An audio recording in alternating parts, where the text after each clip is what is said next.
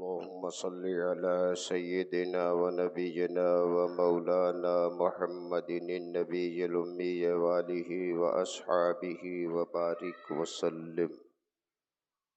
اللهم افتح علي فتوح العارفين بحكمتك وانشر علي رحمتك وذكرني ما نسيت يا ذا الجلال والإكرام. صلی اللہ تعالی علی خیر خلقہ سیدنا محمد وآلہ واصحابہ اجمعین برحمتک یا ارحم الراحمین. نحمده ونصلی ونسلم علی حبیبہ الکریم. اما بعد فأعوذ بالله من الشيطان الرجيم. بسم الله الرحمن الرحيم. يا أيها الذين آمنوا توبوا إلى الله توبة نصوحا. آمنت بالله صدق الله مولانا العظيم وصدق رسوله النبي الكريم ونحن على ذلك لمن الشاهدين والشاكرين والحمد لله رب العالمين.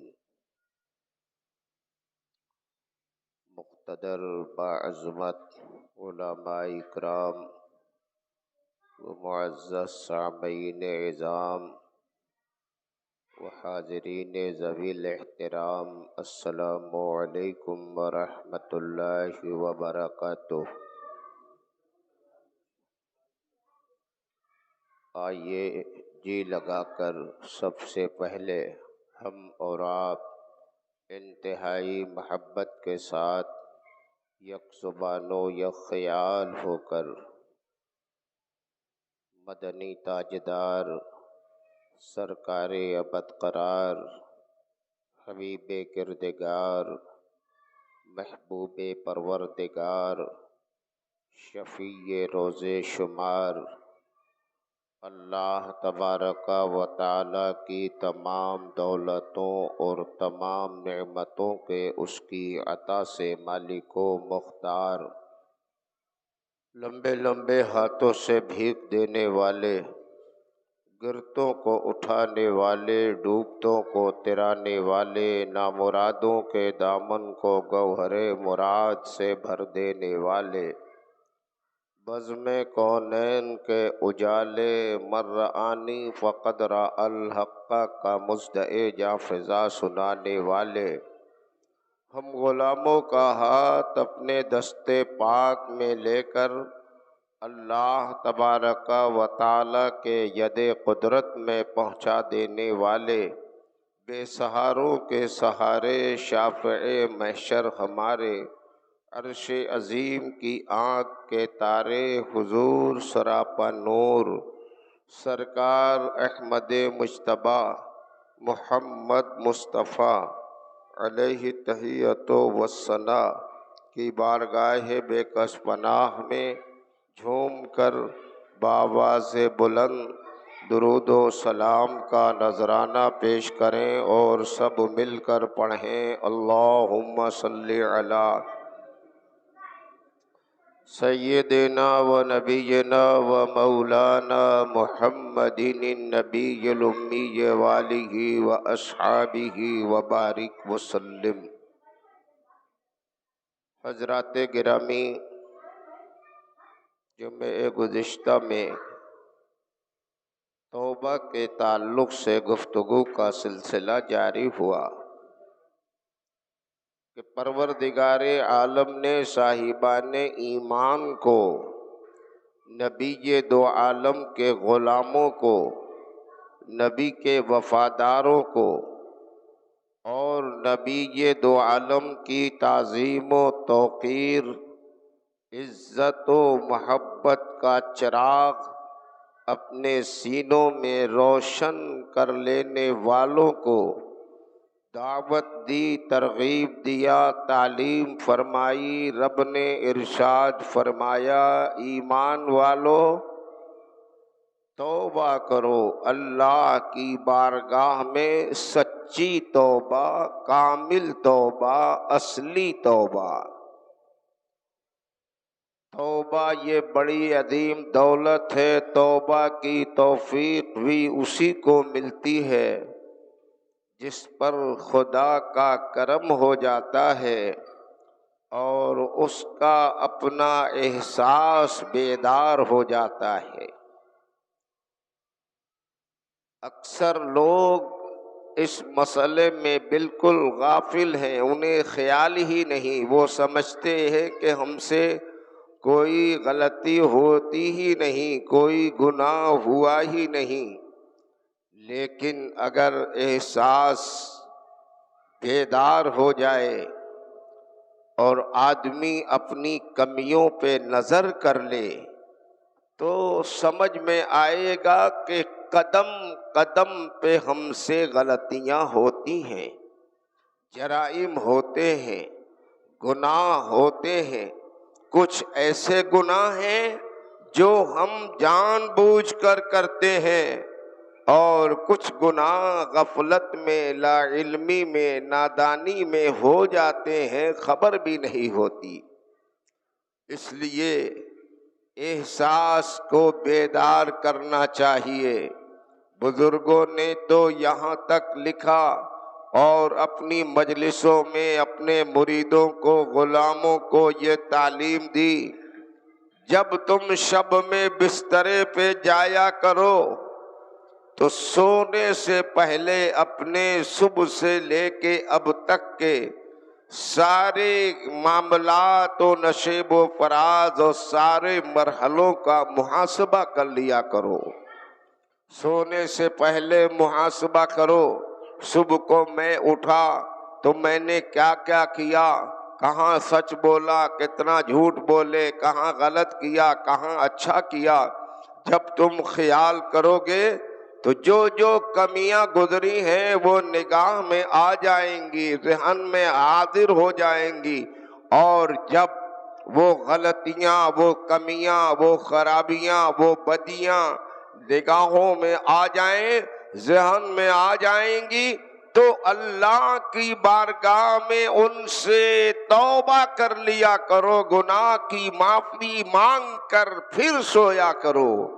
اس لیے کہ موت زندگی کا کوئی وقت ہم آپ نہیں جانتے، کب کس کی موت ہے، کب کس کا اجل کا وقت آ گیا ہے، ہمیں خبر نہیں ہے۔ تو اگر ہم توبہ کر کے سوئے اور اسی رات اگر ہمارا آخر وقت آ گیا اور دنیا سے ہمارا خاتمہ ہو گیا تو فائدہ یہ ملے گا کہ رب کی بارگاہ میں ایسے حاضر ہوں گے جیسے ہم نے کوئی گناہ نہیں کیا ہے۔ توبہ کرنے کی عادت بنانی چاہیے، درود پاک پڑھنے کی عادت بنانی چاہیے۔ بسترے پر آپ جائیں تو آج کل تو نوجوانوں کا جو مزاج بن گیا ہے وہ موبائل کا ہے، وہ طرح طرح کی ایکٹنگ کا ہے، طرح طرح کے ڈراموں کا ہے، ادھر ادھر کی فضول فاضل چیزوں میں دیکھتے رہتے ہیں، لگے رہتے ہیں، الجھے رہتے ہیں، اور رات پوری رات موبائل دیکھنے میں گزار دیتے ہیں۔ یہ بہت بڑے نقصان کی بات ہے، صحت بھی خراب ہوگی، آنکھیں بھی خراب ہوں گی، ذہن بھی خراب ہوگا۔ آدمی صبح کو اٹھے گا، دیر سے اٹھے گا، کام کاج کے لیے سستی رہے گی، اور شب بھر آپ نہیں سوئے تو کھانا صحیح ہضم نہیں ہوگا، کھانا صحیح ہضم نہیں ہوا تو صحت خراب ہوتی جائے گی۔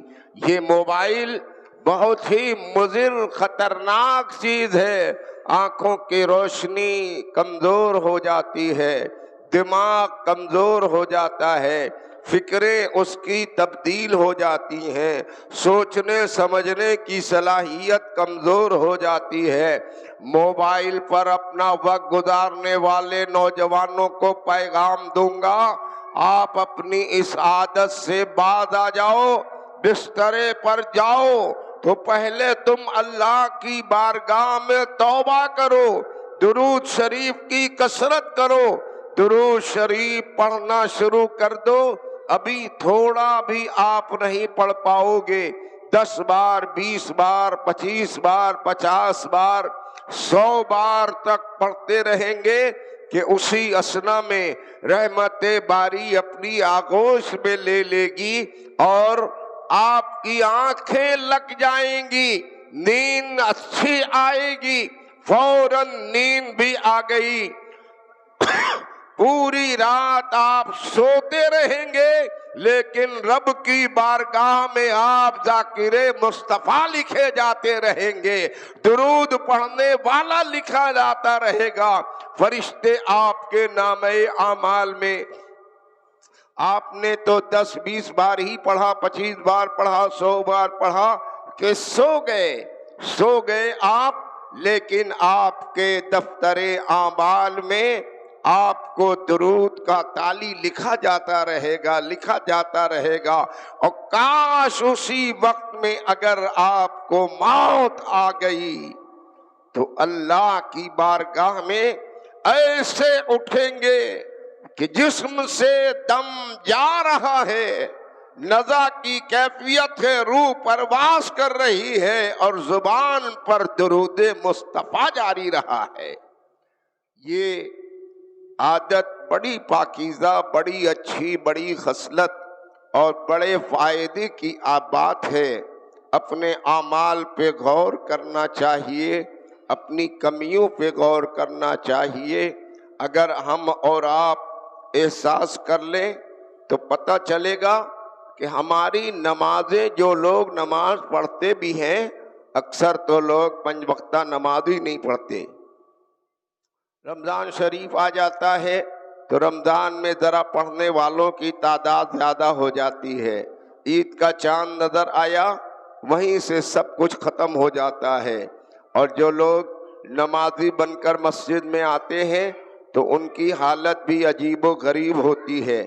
آتے ہیں مسجد میں، صف تو باندھ لیا، امام کی اقتداء میں کھڑے ہو گئے، لیکن حالت یہ ہے کہ نگاہ ان کی کبھی محراب پہ، کبھی بوٹوں پہ، کبھی پھول پہ، کبھی مسجد کی نگو نگارش پہ، کبھی لائٹ بتی پہ، گھڑی پہ، ادھر ادھر چکر پکر دیکھتے رہتے ہیں، اور اسی میں ان کی نماز پوری ہو جاتی ہے۔ اس طرح کی نمازیں کیا اللہ کی بارگاہ میں مقبول ہوں گی؟ یہ خیال کرنا چاہیے کہ ہماری ہر نقل و حرکت، ہر ادا دنیا کے لوگوں سے چھپ جائے، لیکن خلاق عالم وحدہ لا شریک سب دیکھ رہا ہے، اور اس کے حبیب مصطفیٰ جان رحمت کی نگاہوں سے کچھ چھپا نہیں ہے۔ یہ تصور، یہ خیال اگر آ جائے تو ہم اپنے اندر سدھار پیدا کر سکتے ہیں۔ بدعقیدے تو کہتے ہیں کہ انہیں پیٹھ کے پیچھے کی خبر نہیں، وہ کیا جانے، وہ کیا دیکھیں، معاذ اللہ، لیکن ہمارے نبی کی شان کیا ہے؟ مسجد نبوی شریف میں اللہ کے پیارے نبی امامت فرما رہے ہیں، نماز نبی نے پڑھائی، اور نماز جب مکمل ہو گئی تو سب سے پچھلی صف کے ایک نمازی کو میرے سرکار نے طلب فرمایا، بارگاہ میں وہ حاضر ہوئے، اللہ کے پیارے نبی نے ارشاد فرمایا، تم نے اپنی نماز میں فلاں فلاں غلطی کر دی ہے، لہذا تم اپنی نماز کا اعادہ کر لو۔ توجہ کی بات ہے، غور کرنے کی بات ہے۔ امام کہاں ہوتا ہے؟ آپ سب جانتے ہیں، سب سے آگے۔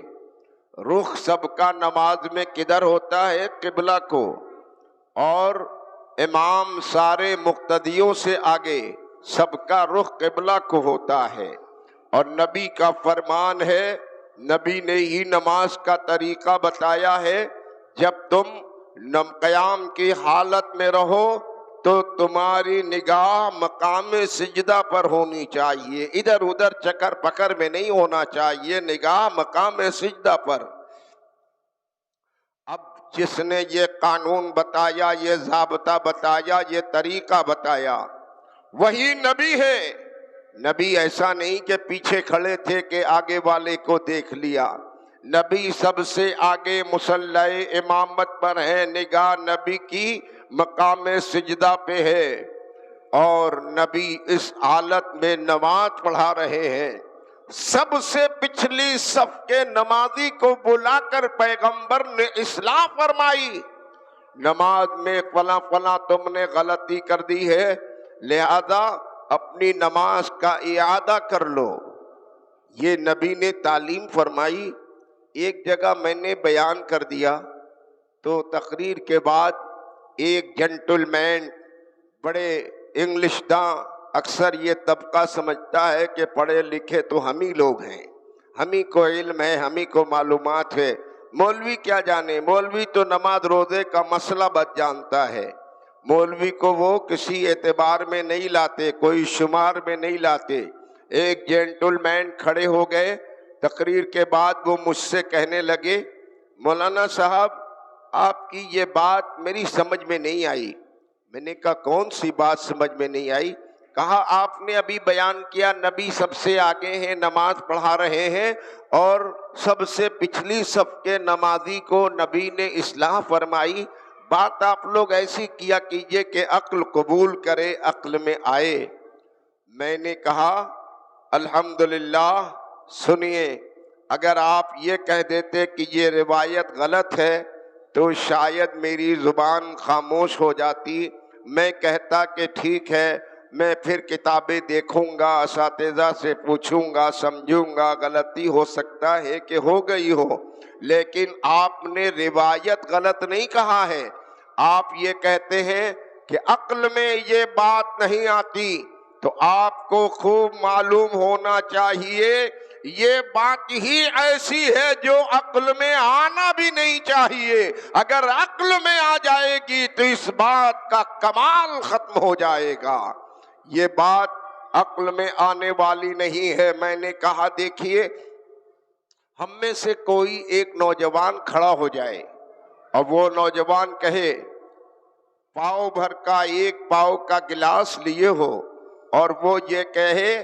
کہ آج اس ایک پاؤ کے گلاس میں ہم نے گوالا سے 1 لیٹر دودھ خریدا ہے، اس ایک پاؤ کے گلاس میں، کوارٹر لیٹر کے گلاس میں 1 لیٹر کا دودھ ہم نے لیا، گوالا نے دیا، تو آپ بتائیے کہ اس کی یہ بات کوئی مان لے گا؟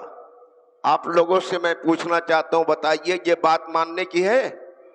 آدمی کہے گا ارے اس نوجوان کا دماغ خبط ہو گیا ہے، وہ پاگل ہو گیا ہے، کوارٹر لیٹر کے گلاس میں 1 لیٹر دودھ سما جائے، عقل اسے نہیں مانتی، عقل قبول نہیں کرتی، کوئی مانے گا نہیں۔ نوجوان نے کہا، وہ سب کوئی کہے گا کہ وہ غلط بیانی سے کام لے رہا ہے، یا تو اس کا گلاس 1 لیٹر کا ہوگا، کوارٹر لیٹر کا نہیں ہوگا، یا دودھ کوارٹر لیٹر ہی لیا ہوگا، 1 لیٹر نہیں ہو سکتا۔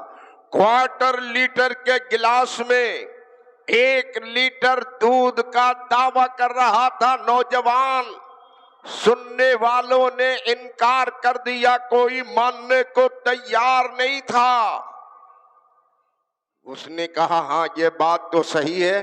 میں نے کہا جب یہ بات سمجھ میں آ گئی تو اب آپ آئیے اجمیر معلیٰ کی دھرتی پر، سرکار غریب نواز کی چوکھٹ پر، سلطان الہند، شہنشاہ ولایت، خواجہ خواجگاں، حضرت سرکار خواجہ غریب نواز نے چاہا تو ایک کاسے میں پورا انا ساگر سما گیا۔ اب کوئی انکار کر کے بتائے مجھے۔ نوجوان کہہ رہا تھا کوارٹر لیٹر کے گلاس میں 1 لیٹر دودھ لیا، آپ ماننے کو تیار نہیں تھے، لیکن میرے غریب نواز نے چاہا تو ایک کاسے میں پورا انا ساگر سما دیا۔ اب ہے کسی میں ہمت کہ وہ انکار کر دے کہ میں نہیں مانتا؟ ہر کوئی کہے گا یہ میرے غریب نواز کی کرامت ہے۔ کرامت کہتے ہی اسے ہیں جو عقل انسانی کو عاجز کر دے، اسے لاچار کر دے، آدمی حیران ہو جائے، عقل کبھی قبول نہ کرے، اسی ہی کو کرامت کہتے ہیں۔ میں نے کہا کہ غریب نواز نے چاہا تو ایک کاسے میں پورا انا ساگر سما گیا۔ اور اب میرے نبی کے تعلق سے آپ حیران ہیں کہ وہ آگے ہیں، مصلی امامت پر ہیں، قبلہ کو رخ ہے، نگاہ مقام سجدہ پر ہے، اور وہ سب سے پچھلی صف کے نمازی کو بلا کر اصلاح کر رہے ہیں کہ نماز میں تم سے یہ فلاں فلاں غلطی ہوئی ہے، یہ کیسے ہو سکتا ہے؟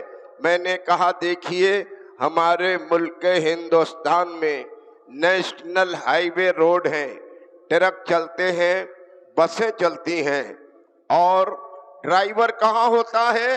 سب سے آگے ہوتا ہے، پیسنجر پیچھے ہوتے ہیں، ڈرائیور آگے ہوتا ہے، اور ڈرائیور کی نگاہ کدھر ہوتی ہے؟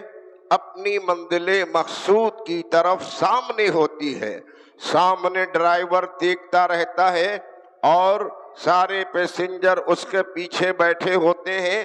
سامنے ڈرائیور دیکھتا رہتا ہے، اس کے باوجود ڈرائیور کو اس بات کی خبر ہوتی ہے کون ٹرک پاس لینا چاہتا ہے، کون بس آگے جانا چاہتی ہے، کون گاڑی اوورٹیک چاہتی ہے۔ ڈرائیور سب کو پاس دیتا رہتا ہے، آگے بڑھاتا رہتا ہے۔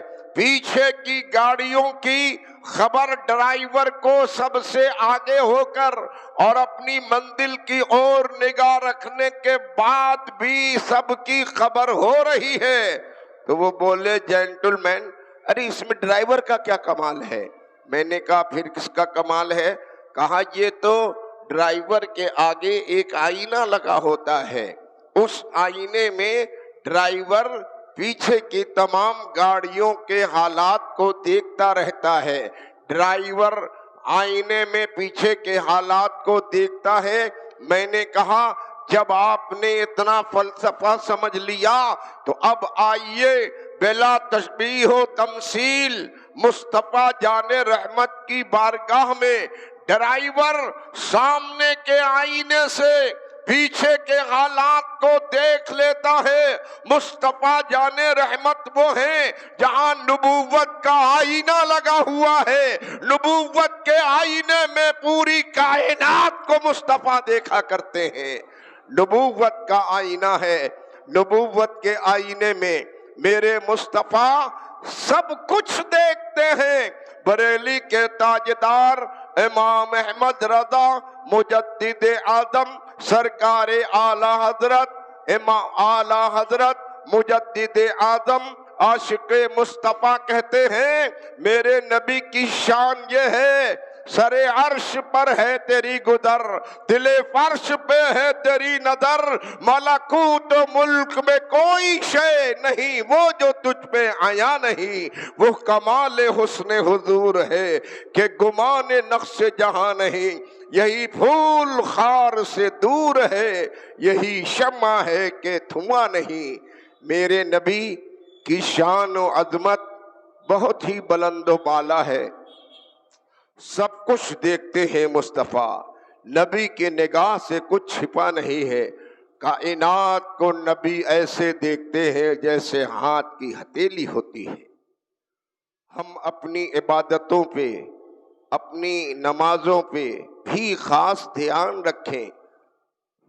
صرف رسمی فارمیلٹی آئے، فٹافٹ سجدہ کیا چلے گئے، ایسی نماز سے بھی فائدہ نہیں ہوتا۔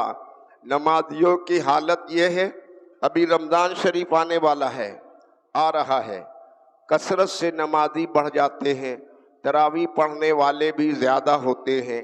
یہ تراویح کو بھی ایک رسم و رواج بنا لیا گیا ہے، کہیں 3 دن کی ختم، کہیں 5 دن کی ختم، کہیں 7 دن میں جلدی جلدی آئے، بس کھڑے ہوئے بیٹھے رہتے ہیں لوگ۔ جب امام رکوع میں جانے کے قریب ہوتا ہے تو جلدی جلدی کھڑے ہوئے، تحریمہ کہی اور سجدے میں کیا، 2 رکعت پوری کیا، پھر بیٹھ گئے۔ ایسی نمازیں نہیں ہونی چاہیے۔ ایک صاحب تھے مسجد میں، امام آیا، حافظ جگر کا خون پیش کرتا ہے۔ ایک حافظ سنانے کے لیے قرآن کتنی محنت کرتا ہے یہ حافظ کا جگر جانتا ہے۔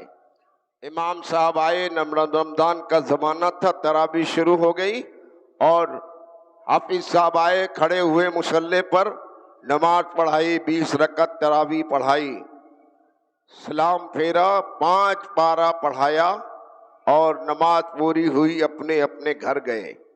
دوسرے دن پھر آئے، امام صاحب نے 5 پارہ پڑھا، 20 رکعت پوری کیا، سلام پھیرا، دعا ہوئی، اپنے گھر گئے۔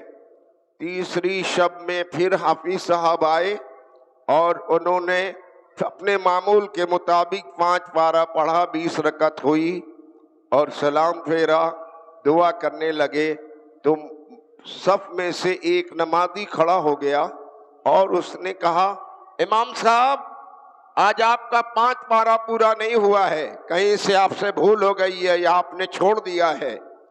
حافظ صاحب تو گھبرا گئے، پریشان ہو گئے، ارے حافظ بڑی محنت سے سناتا ہے، ایک ایک لفظ پیش کرتا ہے، دن بھر دور کرتا ہے، سناتا ہے، اس کی قدر کرنی چاہیے، محبت کرنی چاہیے۔ لیکن ہمارے آپ میں تو یہ خوبیاں کمی لوگوں میں ہوتی ہے، زیادہ تر لوگوں کے نگاہ میں تنقید ہوتی ہے، اعتراض ہوتا ہے، اپنا آرام سمجھ میں آتا ہے، امام کی قربانی سمجھ میں نہیں آتی۔ بہرحال کھڑے ہو گئے اور انہوں نے کہا کہ امام صاحب آپ نے آج 5 پارہ نہیں پڑھا، تو وہ بیچارے گھبرا گئے، ہو سکتا ہے کہیں سے بھول ہو گئی ہو، چھوٹ گیا ہو۔ تو امام صاحب نے پوچھا، کیا آپ حافظ صاحب ہیں؟ بولے نہیں نہیں، میں حافظ نہیں ہوں۔ کہے تو آپ نے کیسے سمجھ لیا کہ 5 پارہ نہیں ہوا، کچھ چھوٹ گیا؟ کہنے لگے نہیں، میں حافظ نہیں ہوں، وہ بات یہ ہے کہ کل اور پرسوں جب آپ نے 5 پارہ پڑھا تو اس 5 پارہ کے پیریڈ میں نے اپنی دکان کے دن بھر کا حساب لگا لیا، آج میرا حساب باقی رہ گیا، نماز پوری ہو گئی تو میں نے سمجھا کہ آپ سے کچھ چھوٹ گیا ہے۔ یہ ہے ہماری نماز۔ ایسی نمازوں کے چکر میں مت پڑیے۔ سجدہ خالص ہو، عبادت خالص ہو، اللہ کی بارگاہ میں حاضری ہو تو سارے تصورات، دنیا کے سارے خیالات سے اپنے کو پاکیزہ کرے، بچا کر صرف اس کی بارگاہ میں حاضر ہو جائیں۔ نبی فرماتے ہیں، ان تعبد اللہ کأنک تراہ، کہ عبادت ایسے کرو کہ جیسے تم خدا کو دیکھ رہے ہو۔ فَإِن لَمْ تَكُنْ تَرَاهُ فَإِنَّهُ يُرَاكَ۔ نبی نے دونوں فارمولہ دیا۔ ہمیں آپ کو نمازیں کیسی پڑھنی چاہیے؟ نبی نے فرما دیا، عبادت ایسے کیا کرو کہ جیسے تم خدا کو دیکھ رہے ہو۔ اللہ کو دیکھنا تو امر مشکل ہے، اس کی تجلیوں کا دیدار بھی بڑی دشواری کا باعث ہے، منزلیں طے ہوتی ہیں، اللہ کا کرم ہوتا ہے تو اس کی تجلیوں کا دیدار ہو جاتا ہے۔ فاتح خیبر مولائے کائنات کی بھی نماز تھی۔ مولائے کائنات سے پوچھا گیا، کیا آپ نے اپنے خدا کو دیکھا؟ تو مولائے کائنات نے جواب میں فرمایا، میرا ایک سجدہ اس وقت تک پورا نہیں ہوتا جب تک کہ میں اپنے مولا کی تجلی کا دیدار نہیں کر لیتا۔ یہ نماز مولائے کائنات کی ہے۔ تو نبی نے فرمایا، عبادت ایسے کرو جیسے تم اپنے خدا کو دیکھ رہے ہو۔ اب یہ منزل بڑی دشوار کن ہے۔ اس منزل پر پہنچنے کے لیے بعد والے نسخے پر پہلے عمل کرنا ہوگا۔ آگے نبی فرماتے ہیں فَإِن لَمْ تَكُنْ تَرَاهُ فَإِنَّهُ يَرَاكَ، اگر تم سے یہ نہ ہو سکے کہ تم اسے دیکھ رہے ہو، یہ نہ ہو سکے تو اس تصور اور اس خیال کے ساتھ نماز پڑھو کہ وہ تمہیں دیکھ رہا ہے۔ اور اگر تصور ہم صرف اتنا جما لیں کہ وہ ہمیں دیکھ رہا ہے تو یہ اس خیال سے جب پڑھنے لگیں گے کہ وہ ہمیں دیکھ رہا ہے تو پڑھتے پڑھتے وہ دن آ جائے گا، سر سجدے میں جائے گا، مولا کی تجلی کا دیدار ہو جائے گا۔ حضرات، وقت اجازت نہیں دے رہا، عبادت و ریاضت کا دور آ رہا ہے۔ اب رمضان المبارک شریف کا برکتوں والا، فضیلتوں والا، عظمتوں والا مہینہ آنے والا ہے۔ انشاءاللہ العزیز چاند ہونے پر دوشنبہ سے یا منگل سے نماز تراویح شروع ہو جائے گی۔ آپ کی اس مسجد میں بھی نماز تراویح کا مکمل اہتمام ہوگا، اور انشاءاللہ 2 پارہ ہمارے یہاں کئی سالوں سے پڑھا جا رہا ہے، 2 پارہ پڑھا جائے گا، اور 70ویں شب میں غزوہ بدر کی تاریخ کے تعلق سے ختم تقریب کا پروگرام ہوگا۔ آپ حضرات سے گزارش ہے رمضان کا احترام کیجیے، روزہ رکھیے، نیکی کی زندگی گزاریے، نماز تراویح مکمل ادا کیجیے۔ اس مسجد بیت الرشید میں بھی آپ حضرات کثرت سے آئیں، نماز تراویح ادا کریں، پھر مزید گفتگو آئندہ کی جائے گی۔ وآخر دعوانا ان الحمد للہ رب العالمین۔ السلام علیکم۔